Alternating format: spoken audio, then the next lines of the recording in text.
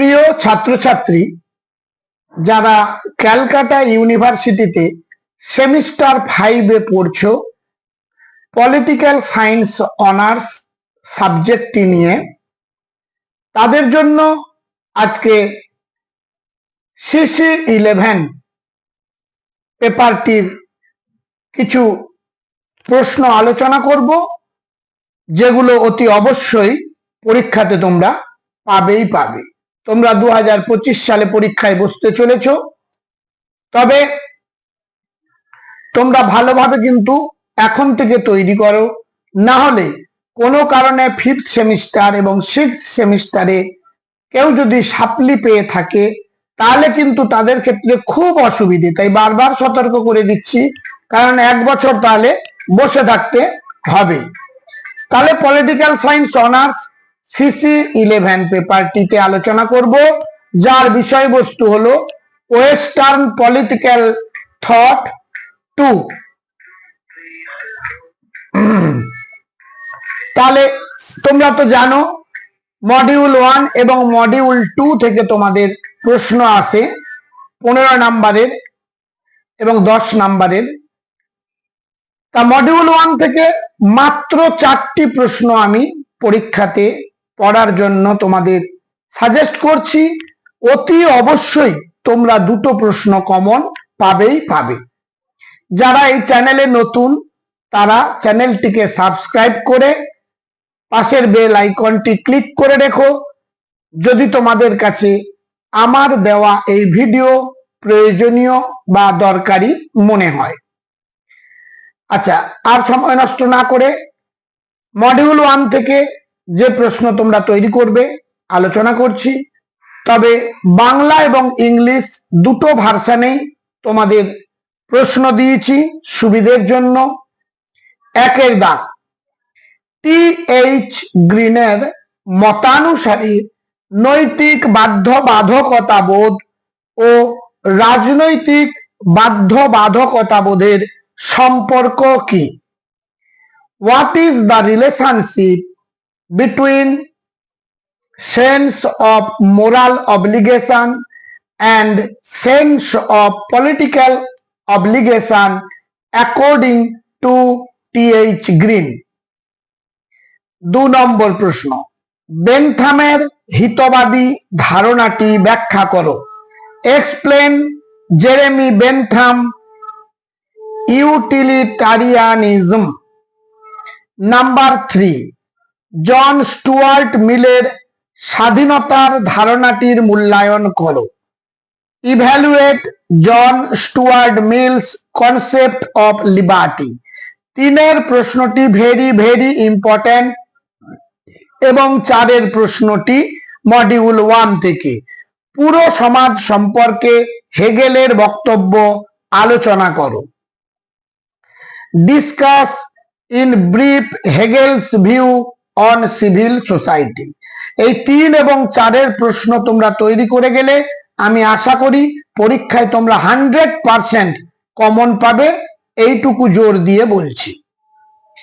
এবার মডিউল 2 থেকে যেগুলো আমরা তৈরি করব। 1-এর দাগ, উত্তর মার্ক্সবাদী তত্ত্বের উদ্ভবের কারণগুলি লেখো। State the reason behind the growth of post Marxist thought. এই প্রশ্নটিও ভালোভাবে তোমরা দেখবে, ইম্পর্টেন্ট। বাছাই করা প্রশ্ন, যেমন মডিউল 1 থেকে মাত্র 4টি প্রশ্ন দিয়েছি, মডিউল 2 থেকেও তোমরা 4টি প্রশ্ন পাবে। পরীক্ষায় এগুলোর মধ্যেই তোমরা কমন পাবেই পাবে। এবারে মডিউল 2 এর 2 নম্বর প্রশ্ন, বিভিন্ন ধরনের অমার্ক্সীয় সমাজতন্ত্রের ধারণার তাৎপর্য লেখো।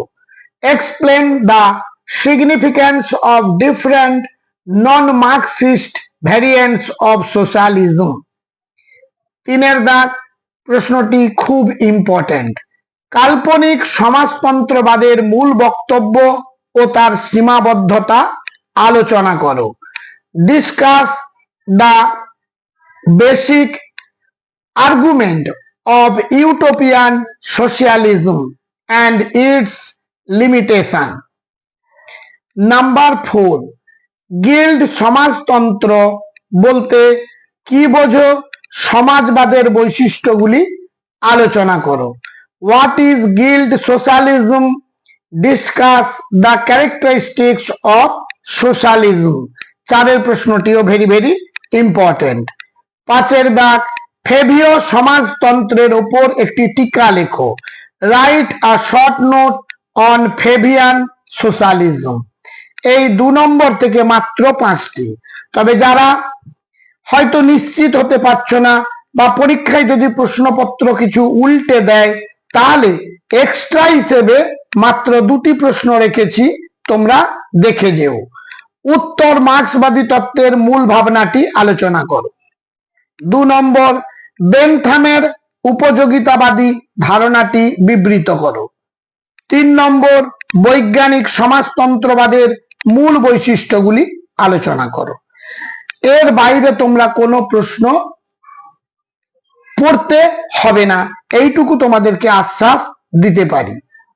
তাহলে তোমরা একবার প্রথম থেকে শেষ পর্যন্ত আর একবার দেখে নাও কোন কোন প্রশ্ন তোমাদের জন্য ভেরি ভেরি ইম্পর্টেন্ট। আর একবার তোমাদের বলে দিচ্ছি।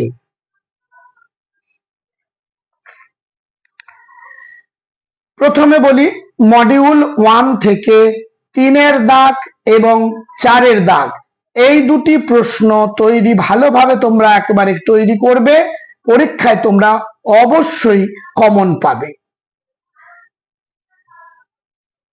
অর্থাৎ জন স্টুয়ার্ট মিলের স্বাধীনতার ধারণাটি মূল্যায়ন করো এবং পুরো সমাজ সম্পর্কে হেগেলের বক্তব্য আলোচনা করো।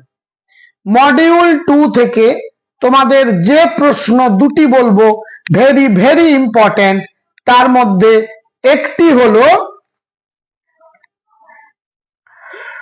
3 দাগ, কাল্পনিক সমাজতন্ত্রবাদের মূল বক্তব্য ও তার সীমাবদ্ধতা লেখো।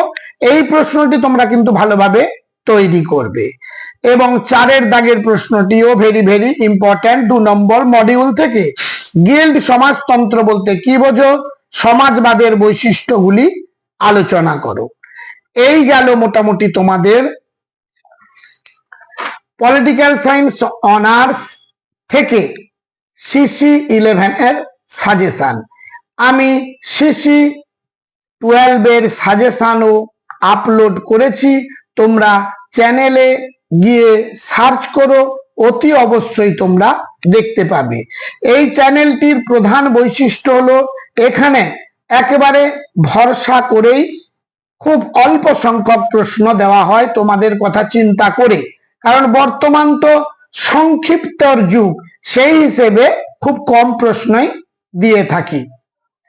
তাহলে সবশেষে চ্যানেলটিকে সাবস্ক্রাইব করে বন্ধুদের মধ্যে শেয়ার করতে ভুলে যেও না। দেখা হবে পরবর্তী ভিডিওতে।